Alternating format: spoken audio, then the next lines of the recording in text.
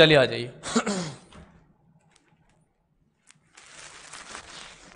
एक बात और, जो स्टूडेंट्स क्लास में नहीं है या फिर ऑनलाइन भी नहीं है, देखो मेरा उनसे ये कहना है, क्योंकि एक वीडियो कभी ना कभी आप जरूर देखोगे, इंग्लिश एक ऐसा सब्जेक्ट है जिसको करना ही पड़ेगा। तुम अगर ये सोचते हो कि मैं नहीं करूंगा मेरा काम चल जाएगा, तो चल तो जाएगा, खाली आरआरबी में चलेगा।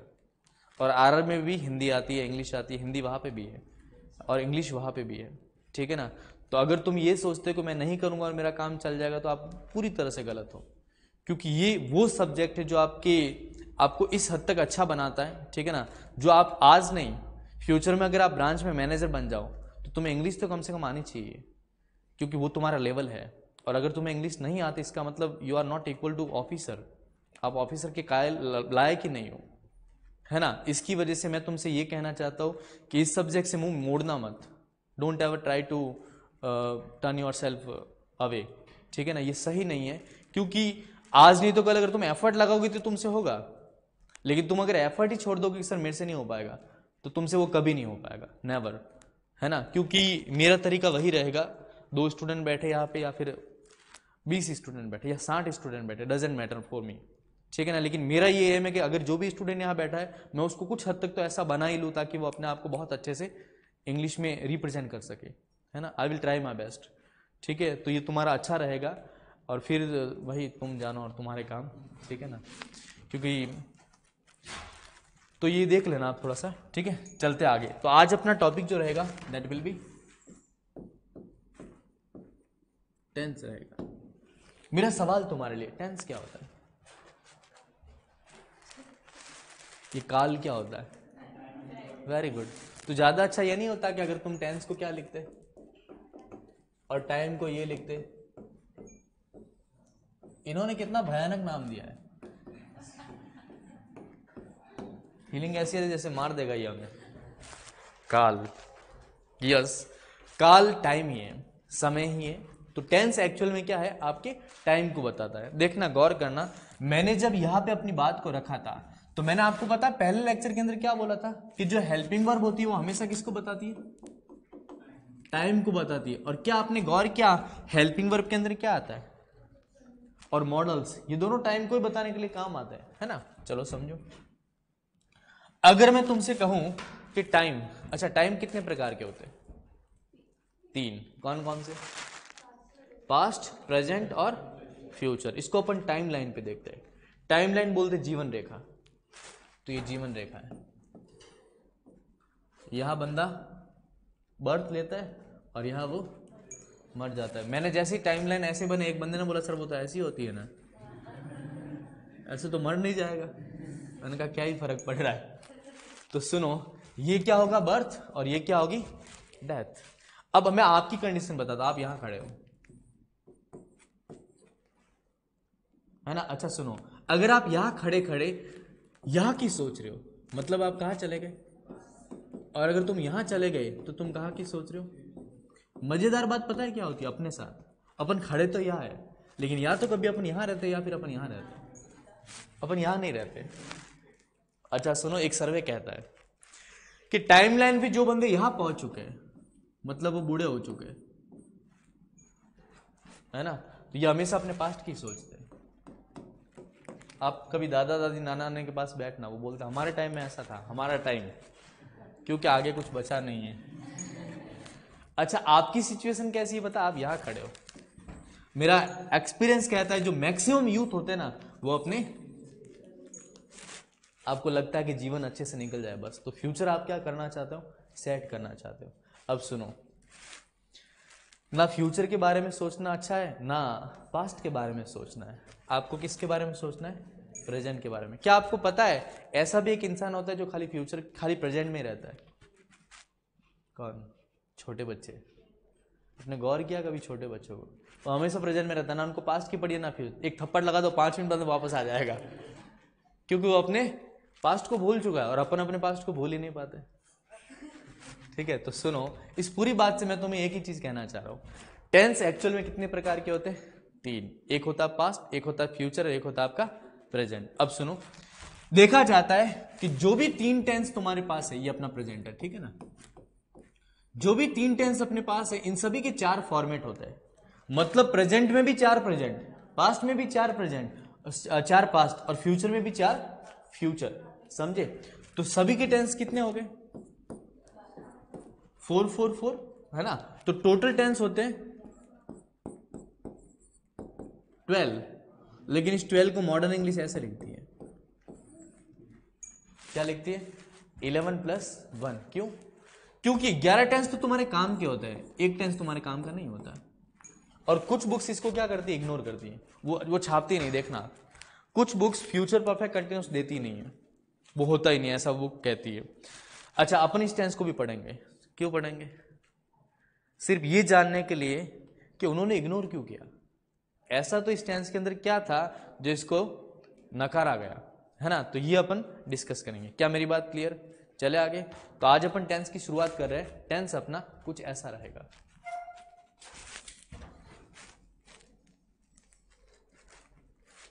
टेंस में पहला tense that will be present, और प्रेजेंट में भी पहला कौन सा? Simple present tense.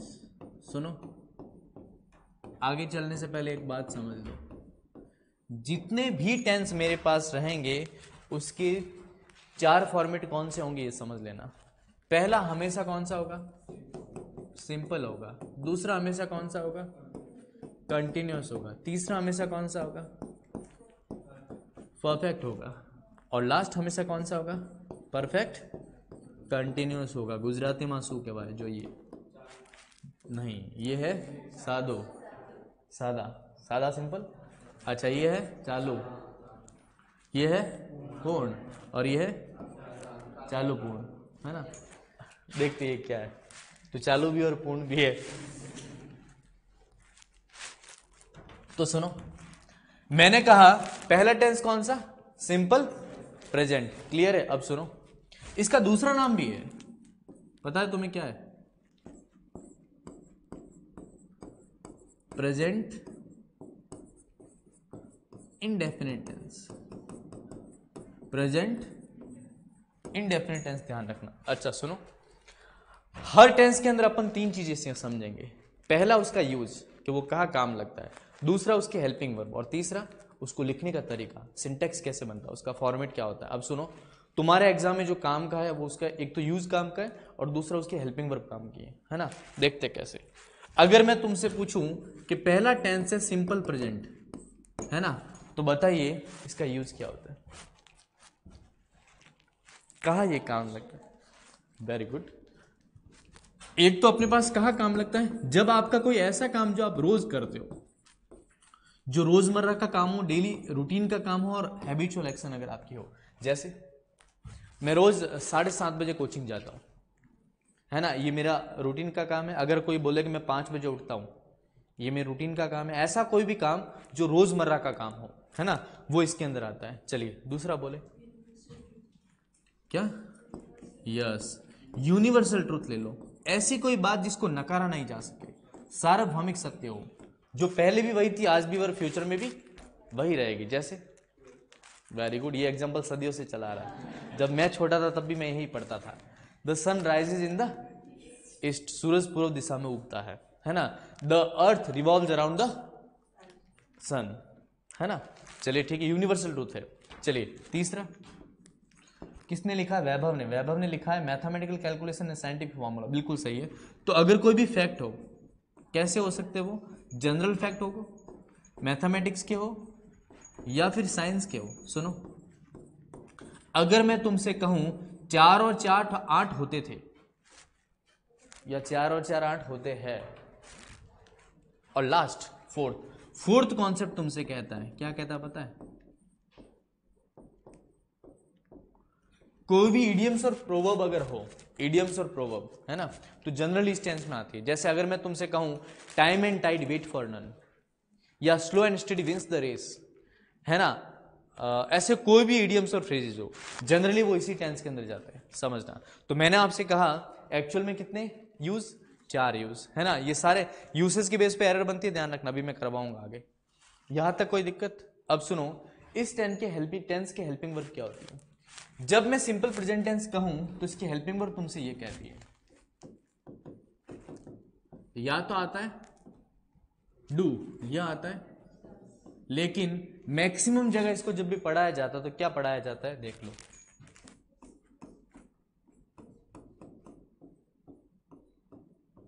या तो वर्ब की फर्स्ट फॉर्म या वर्ब की फर्स्ट फॉर्म में एस या ईएस। क्यों पढ़ाया जाता है? इसलिए पढ़ाया जाता है क्योंकि ऐसा मानना होता है कि जो सब्जेक्ट होता है ना, हेल्पिंग वर्ब होते हैं डू और डज, वो इसके अंदर हिडन होती है। तो एक्चुअल में डू और डज जब इसमें चले जाए तो वो V1 और V1 में एस या ईएस बनाता है। दिस इज द रीजन कि अपन इसको ये बोलते हैं। लेकिन मेरी एडवाइस आपके लिए, आप जब भी आपसे पूछा जाए कि इस टेंस के हेल्पिंग वर्ब क्या है, आप V1 और V1 में एस ईएस ना बोले, क्योंकि आधा आंसर है। तुम हमेशा आंसर क्या बोलना है? डू और डज। अच्छा सुनो, अब अगर मैं इसके सिंटेक्स की बात करूं, सिंटेक्स मतलब सेंटेंस को लिखने का तरीका, स्ट्रक्चर, तो एफर्मेटिव सेंटेंस का सिंटेक्स क्या होता है समझो।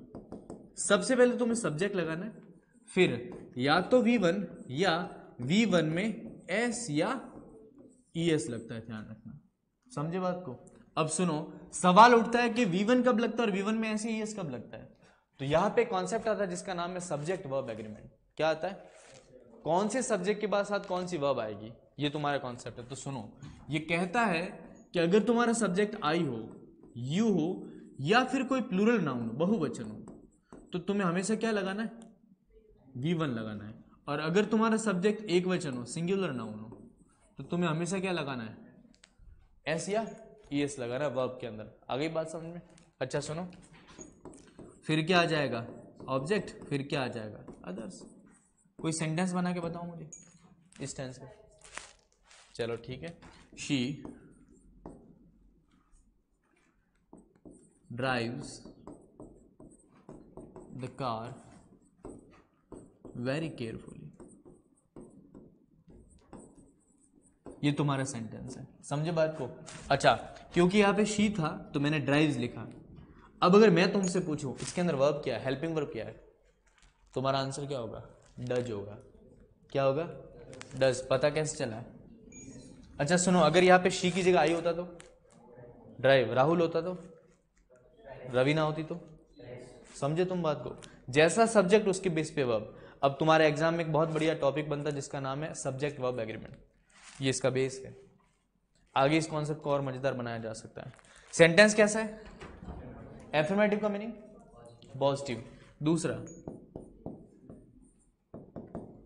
इसका नेगेटिव क्या बनेगा? यस, आंसर बनेगा शी डज नॉट ड्राइव। समझे ना, क्योंकि डज बाहर निकल के अब खाली ड्राइव रहा। She does not drive the car very carefully. समझे बात को। अच्छा, इंट्रोगेटिव क्या बनेगा? Does she drive the car, है ना। इंट्रोगेटिव नेगेटिव क्या बनेगा? Does she not. देखो, ये बनेगा इंट्रोगेटिव, तो आंसर बनेगा does she not drive the car carefully, पीछे क्या लग जाएगा? Question mark. और अगर मैं इंट्रोगेटिव नेगेटिव की बात करूं तो आंसर बनेगा इंट्रोगेटिव नेगेटिव। ना दोनों एक साथ अगर हो तो डज शी, अच्छा ये नेगेटिव ही है, does she drive the car, है ना। और ये बनेगा does she not drive the car. क्या मेरी बात समझ में आ गई? पीछे क्वेश्चन मार्क। तो सुनो, वो बहुत केयरफुली कार ड्राइव करती है, वो बहुत केयरफुली कार ड्राइव नहीं करती। क्या वो बहुत केयरफुली कार ड्राइव करती है? क्या वो बहुत केयरफुली कार ड्राइव नहीं करती है। क्या मेरी बात समझ में आ गई? तो सुनो, इस पूरे टेंस के अंदर अगर अपन देखा जाए तो मेन जो चीज है वो ये है कि इसकी हेल्पिंग वर्ब, है ना। अगर अपन बात करें सिंपल प्रेजेंट टेंस की तो हेल्पिंग वर्ब क्या होती है? डू और डज। ये तुम्हें दिमाग में रखनी है। क्या मेरी बात क्लियर? कोई दिक्कत है तो पूछो, नहीं है ना। चलो आगे चलिए, दूसरा टेंस समझ। सारी चीजों के नोट्स बनाते रहना। अच्छा सुनो, एक बात यहां पे समझना, हमेशा ध्यान रखना जब तुम्हारा सेंटेंस सिंपल हो ना, देखो पहले एक बात सुनो, जब भी तुम्हारे टेंस की बात होती है ना, जैसे ये सब्जेक्ट है, ये हेल्पिंग वर्ब है, ये मेन वर्ब है, ये ऑब्जेक्ट है और ये अदर्स है, तो पूरे टेंस में चेंज क्या होता पता है? खाली हेल्पिंग वर्ब और मेन वर्ब चेंज होती है और कुछ नहीं। जैसे अगर तुम्हारा सेंटेंस सिंपल है तो उसकी हेल्पिंग वर्ब और मेन वर्ब या तो V1 या V2 या फिर V1 में ऐसी है, इससे आगे कभी नहीं जाएगी। अगर वो कंटिन्यूस है तो हमेशा V1 प्लस ING, अगर वो परफेक्ट है तो हमेशा V3, और अगर वो परफेक्ट कंटिन्यूस है,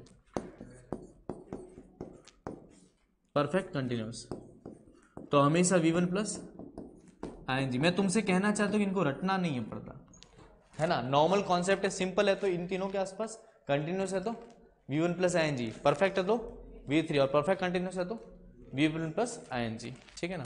जैसे देख लो, अगर मैं तुमसे कहूं दूसरा टेंस, पहला क्लियर है, दूसरा टेंस तुमसे कहता है प्रेजेंट कंटिन्यूस टेंस। क्या तुम्हें इसका दूसरा नाम पता है? पता है तो बोलो, वेरी गुड। इसका दूसरा नाम है present progressive tense, present progressive tense.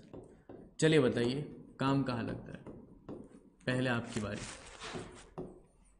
Use बताओ इसका, कहाँ काम लगता है? कोई क्रिया जो चालू हो, प्रेजेंट टाइम में आपका काम क्या हो? जारी हो। जैसे अगर मैं तुमसे कहूं work is in progress, present में आपका काम क्या हो? जारी हो। जैसे मैं पढ़ा रहा हूं, है ना, तुम पढ़ रहे हो, फैन चल रहा है, एसी चल रही है, काम जो है क्या हो? जारी हो। वो इस टेंस के अंदर आता है, ध्यान रखना। सुनो, क्या तुम्हें पता है इसकी हेल्पिंग वर्ब क्या होती है? इस टेंस की हेल्पिंग वर्ब क्या होती है? Anyone? Am is are, is am और आर। सुनो, इज क्या लगता है? एक वचन के साथ, एम किसके साथ लगता है और आर किसके साथ लगता है? यू और प्लूरल के साथ। एक बंदे ने मेरे से एक सवाल किया और सवाल बड़ा प्यारा था। आपने कहा कि सर सिंगुलर के साथ इज, आई के साथ एम और यू और प्लूरल के साथ आर, क्या आप आई के साथ इज लगा सकते हो? क्वेश्चन मुझे बड़ा अच्छा लगा और मैंने उससे कहा हाँ लगा सकते हैं। और ये क्वेश्चन कब आया? ये जीपीएससी के अंदर एक स्टूडेंट मेरे पास डाउट लेके आया था, तो बोला कि सर क्या आई के साथ इज लगाया जा सकता है? और सेंटेंस क्या था देखो,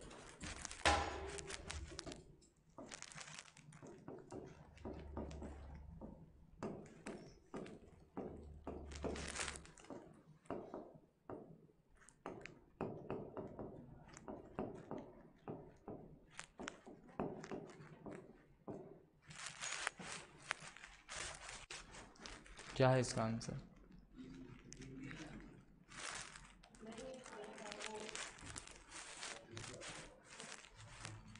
लो चेंज कर लेते हैं, कोई फर्क नहीं पड़ रहा।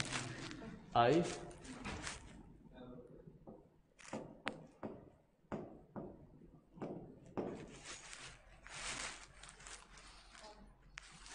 बताओ आंसर क्या होगा? इज, यहां पे आई एक एलिमेंट है और एलिमेंट बनता है तो उसके साथ आंसर क्या लगता है ना? I is a vowel, I is a pronoun, I is alphabet, I is an alphabet of English alphabets we can say. समझे तुम बात को? तो एक्चुअल में ये जो कॉन्सेप्ट है, ठीक है, उसमें इस केस में खाली लग सकता है ना। अब सुनो, ये पता है वो स्टूडेंट होते हैं जो सर के मजे लेने आते हैं, है ना। वो लोग देखते हैं कि सर को आता है कि नहीं आता है। ये जीपीएससी के अंदर एक क्वेश्चन लेके आता है एक स्टूडेंट। एक आपको इंसिडेंट सुना था बड़ौदा का। मैं पढ़ा रहा था, लेक्चर के बाद में एक स्टूडेंट मेरे पास आया और उसने बोला कि सर एक वर्ड है,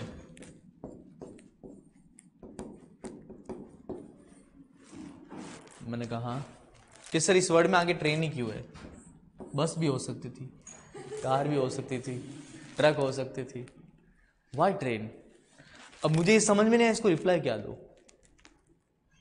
तो मैंने उसको कहा कि मैंने कहा तुम थोड़ा 5-10 मिनट बाद में आना, मैं बताता हूँ क्या है इसका, क्यों लेते हैं। तो मैंने बोला ट्रेन, मैं जब वो मेरे पास आया वापस तो मैंने उससे पूछा, मैंने कहा ट्रेनिंग का मतलब क्या होता है? कि सर किसी को अच्छा करना, ट्रेन करना। मैंने बोला उसका मतलब वो अच्छा हो रहा है ना, अपवर्ड हो रहा है उसका। ट्रेन एक ऐसा व्हीकल होता है जो एक ही डायरेक्शन में चलता है, आगे ही चलता है, वो पीछे नहीं चलता। तो उसने बोला सर बैक लेना हो, तो मैंने कहा इंजन आगे आता है ना, इंजन जब आ गया तो फिर वो उसका आगे वाला पोर्शन बन गया। तो ट्रेन एक ही डायरेक्शन में चलती है जो उसका अपवर्ड होता है, और बाकी व्हीकल आगे पीछे हो सकते हैं। मुझे पता था मेरा आंसर इतना मजेदार नहीं था, बट बंदा सेटिस्फाई था, उसको लगा हाँ सर सही, यही लॉजिक होगा। लॉजिक नहीं है ये, उन स्टूडेंट्स के लिए होता है जो समझना चाहते हैं कि हाँ इसके पीछे का तर्क क्या है, लॉजिक क्या है। सुनो आगे बात करते हैं इसके सिंटैक्स की। तो सुनो, अभी तक जो सिंटैक्स मैंने आपको लिखवाया वो मैंने 4 सिंटैक्स लिखवाए, एफर्मेटिव का, नेगेटिव का, इंट्रोगेटिव का और नेगेटिव इंट्रोगेटिव का। अब मैं खाली कौन सा लिखवाऊंगा? एफर्मेटिव, बाकी तुम अपने आप बना लोगे क्योंकि वो तुम्हें आता है। चलिए अगर मैं बात करूं सिंटैक्स की, तो सबसे पहले क्या आएगा? सब्जेक्ट आएगा, फिर या तो इज या एम या आर आएगा, फिर क्या आएगा? वर्ब की फर्स्ट फॉर्म के साथ। बस ये वो टेंस है जिनको इंग्लिश नहीं आती उनके लिए यही इंग्लिश है, क्योंकि हमारे भारत में ऐसे बहुत सारे लोग हैं जो इसी को इंग्लिश मानते हैं। V1 प्लस ING है ना, दौड़िंग कूदिंग गाचिंग गाइंग नाचिंग कुछ भी है ना। तो इसी हमारे के साथ V1 प्लस ING, ये इंडिया का फेवरेट टेंस है, ध्यान रखना। फिर अपने पास क्या? ऑब्जेक्ट, फिर अपने पास क्या? अदर्स। बनाओ कोई sentence. She is dancing, she is नाचिंग, she is working very hard for her selection. वो अपने सिलेक्शन के लिए बहुत ज़्यादा मेहनत कर रही है ना। आई बात समझ में? तो ये मेरे पास हो जाएगा कौन सा टेंस? सेकेंड टेंस है ना, जो कौन सा होगा? प्रेजेंट कंटिन्यूस टेंस होता है, जिसकी हेल्पिंग वर्ब होती है इज, एम और आर, और ये काम का जारी बताता है। प्रेजेंट में काम क्या हो? जारी। अब मैंने तुमसे एक बात कही थी क्या, कि प्रेजेंट में 4 प्रेजेंट है ना, पहले 2 हो चुके, एक तो डेली हैबिचुअल एक्शन बताता है और भी 2-3 चीजें बताता है, और दूसरा क्या है? काम का जारी रहना बताता है। क्या मेरी बात क्लियर? तीसरे पे चलो देखते हैं। तीसरा तुमसे क्या कहता है? तीसरा टेंस तुमसे कहता है, इसका नाम है प्रेजेंट परफेक्ट टेंस। दूसरा नाम प्रेजेंट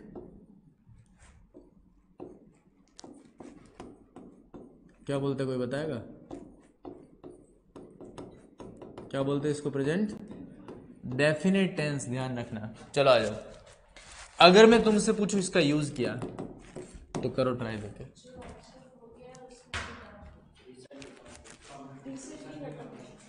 रिसेंटली कंप्लीट, 5 मिनट पहले वो यहां आया, लगा लो। तो जो हो गया उसकी बात अभी हो रही है। बताओ एग्जांपल।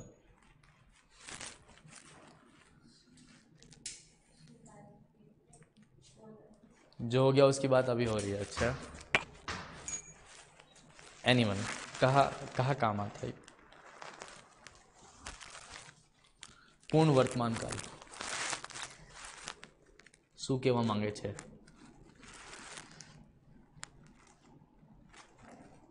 किसी को आइडिया नहीं? ये कहता है काम तो पूरा हो गया लेकिन उसका इफेक्ट अभी भी क्या है? Work has been completed just now but effect is going on. कैसे? Work has been completed just now but effect is going on. कैसे? कैसा कोई आपको थप्पड़ मार दे, काम पूरा, इफेक्ट अभी भी जारी। समझे तुम बात को? अच्छा, कोई आपका दिल तोड़ दे, काम पूरा, इफेक्ट अभी भी। क्या तुम समझ पा रहे हो? तो ये वो टेंस होता है जहां पे काम का पूरा होना बताता है लेकिन उसका इफेक्ट अभी भी क्या हो? जारी हो। तो ये कहता है work has been completed just now but effect is going on. But effect is going on. सुनो, आपने कई बार एक बहुत कॉमन फ्रेज सुनी होगी, I have completed my graduation 2012। आपने गौर किया होगा आप आई हैव ही लगाते हो। वाई? क्योंकि वो काम तो पूरा हो चुका है लेकिन उसका इफेक्ट अभी भी क्या है, जारी। अगर इस टेंस को यूज करना है तो आपने ग्रेजुएशन कर ली ना, और उसका इफेक्ट देखना तो अभी अपने आप को देखो, इट इज गोइंग ऑन, अभी भी उसका इफेक्ट है ना। तो देखिएगा, work has been completed just now but effect is going on. अच्छा, इसके अंदर कुछ वर्ड आते हैं जो बता सकता है कि ये टेंस है। एक तो यट आता है, एक ऑलरेडी आता है ना, एक आता है इसमें जस्ट और just now. I have just come, I have come, है ना, I have come just now, she has come just now, कुछ भी लिखा जा सकता है। लिखो, देखो इसकी हेल्पिंग वर्ब क्या होती है। हेल्पिंग वर्ब होती है या तो हैज या फिर हैव। हैज कहाँ लगता है जब आपका सब्जेक्ट कैसा हो, सिंगुलर, और हैव कहाँ लगता है जब आपका सब्जेक्ट क्या हो, आई हो, यू हो, या फिर कोई भी प्लूरल नाउन हो। ध्यान रखना, समझे बात को। स्टिल, अनटिल, बिफोर, आफ्टर आ सकता है, बट इनके यूसेज फिर बदलेंगे सागर, ठीक है ना। चलो आ जाओ, सेंटेंस को लिखने का तरीका क्या होता है समझ लीजिएगा। सबसे पहले तुम्हारा सब्जेक्ट आता है, फिर या तो हैज आता है या हैव आता है, और ध्यान रखना हैज और हैव के बाद में वर्ब की कौन सी फॉर्म आती है, थर्ड फॉर्म आती है ना। फिर तुम्हारा ऑब्जेक्ट आता है और फिर तुम्हारा अदर्स आता है। चलिए बनाइए कोई सेंटेंस।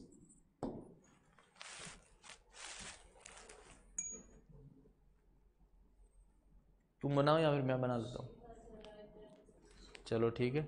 सेंटेंस है, शी हैज ब्रोकन, क्या लिखे, चलो ठीक है तुमने बोला लिख लेते।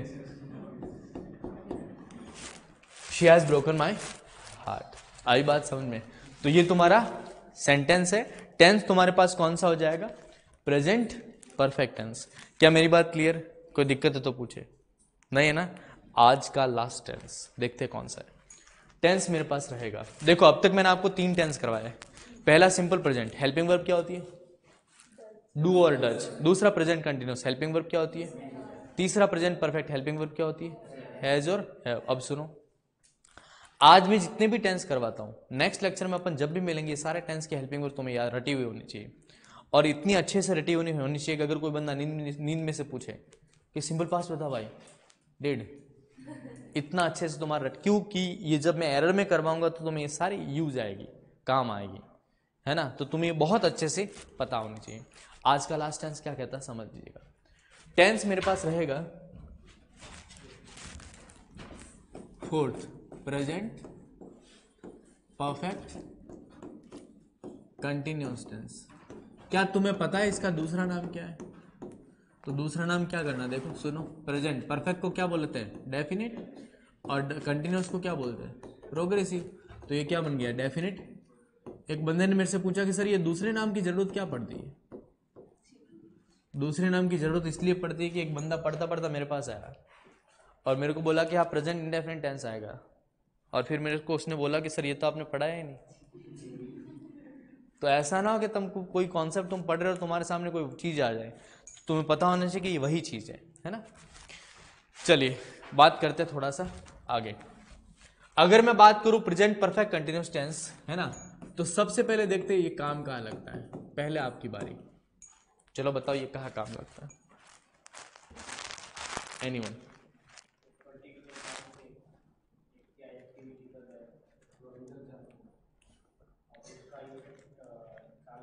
अच्छा,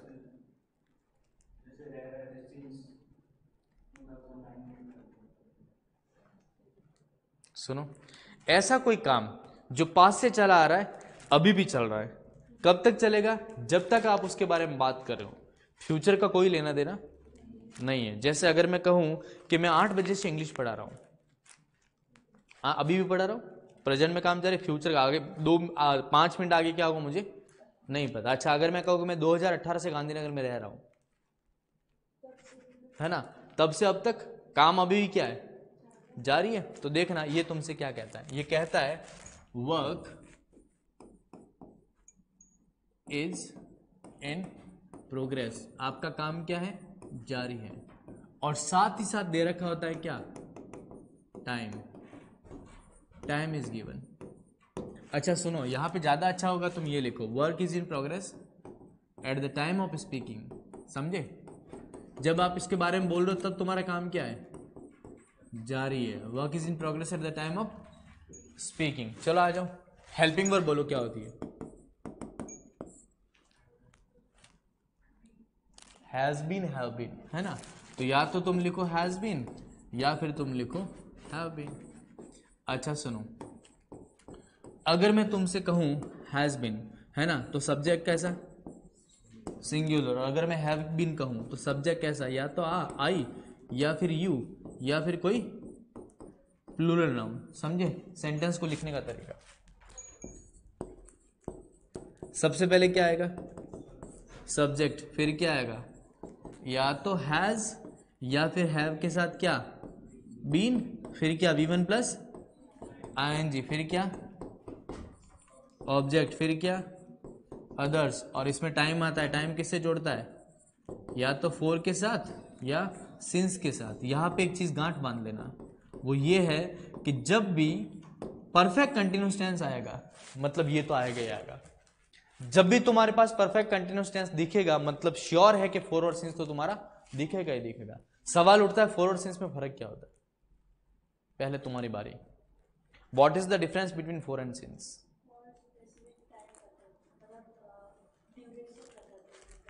ठीक है, और since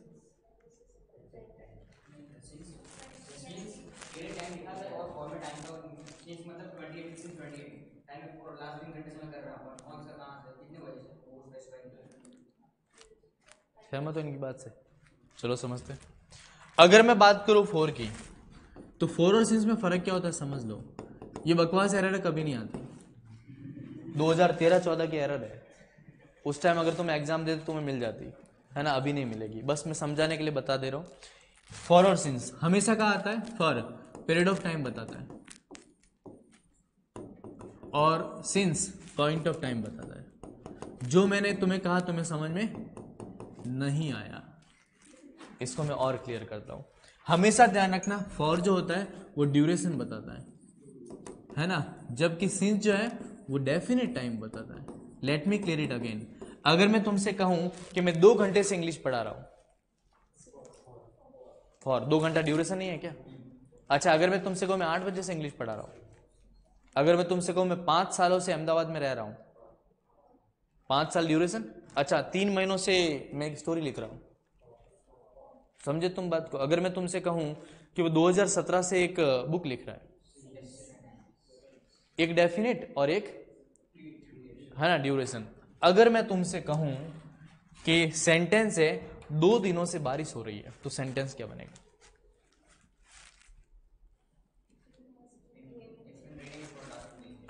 it has been raining for 2 days। अच्छा, सुबह से बारिश हो रही है। It has been raining since morning. क्या मेरी बात समझ में आ गई, है ना। तो आज अपन ने टोटल कितने टेंस पढ़े, 4। पहला कौन सा था, सिंपल प्रेजेंट, दूसरा प्रेजेंट कंटिन्यूअस, तीसरा प्रेजेंट परफेक्ट और fourth present perfect continuous tense. इसी के साथ आपका प्रेजेंट हो जाता है खत्म। नेक्स्ट लेक्चर में देखेंगे आपका पास्ट और आपका फ्यूचर। देखते हैं आपका पास्ट कैसा और आपका फ्यूचर कैसा है। क्या मेरी बात क्लियर। चलिए चलते चलते अपन करते हैं मिस स्पेल, है ना। नोट्स बनाते रहना प्लीज। और ये बेस है, ये कंपोजिशन का बेस है, ध्यान रखना। मैं वापस कर रहा हूं, किसी को आता है बहुत अच्छी बात है, नहीं आता है समझ लेना। चलो आ जाओ, आज का पहला बड़ा आसान सा वर्ड तुम्हारे लिए।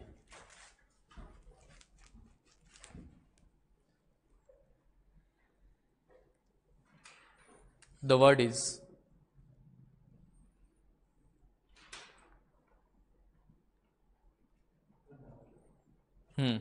लिखो तुम पहला वर्ड, बहुत आसान सा वर्ड है,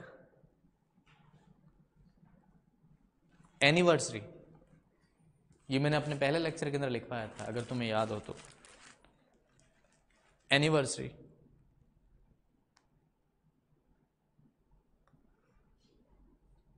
वैभव का आंसर आया, चलिए बढ़िया। दूसरा वर्ड,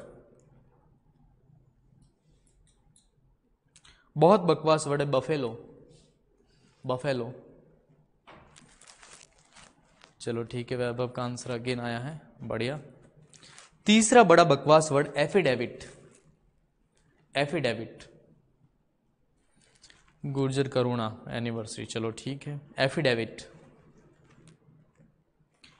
नेक्स्ट, आपके एग्जाम में कई बार ये वर्ड आया हुआ है, ब्यूरोक्रेसी। ब्यूरोक्रेसी कितने हो गए? 4। लास्ट वर्ड आज का, तुम लिखो कंपटीशन। कंपटीशन, कंपटीशन जो भी है।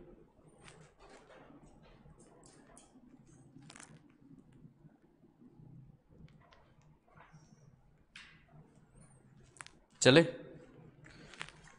ओके। पहला वर्ड क्या है? क्या है? एनिवर्सरी। चलिए शुरुआत करते हैं आपसे। ओके, पीछे मैम। ओके,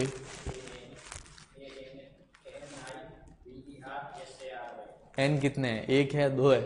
दो है। सिंगल है, डबल है? Answer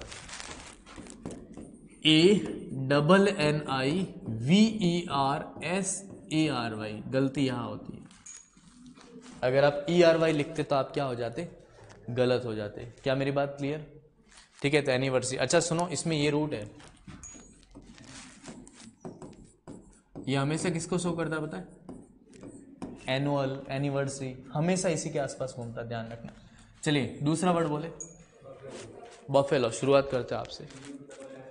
BUFFALO, ALO, same same same, बिल्कुल बढ़िया, आपका आंसर सही है, BUFFALO। चलिए तीसरा वर्ड बोले, एफिडेविट। चलिए शुरुआत आपसे करते हैं। सेम, हाँ ठीक है। आंसर है AFFIDAVIT, एफिडेविट। फोर्थ वर्ड कौन सा है? ब्यूरोक्रेसी, बढ़िया वर्ड, शुरुआत आपसे करें। इज द करेक्ट आंसर, सीधा लिख रहा हूं, BUREAUCRACY,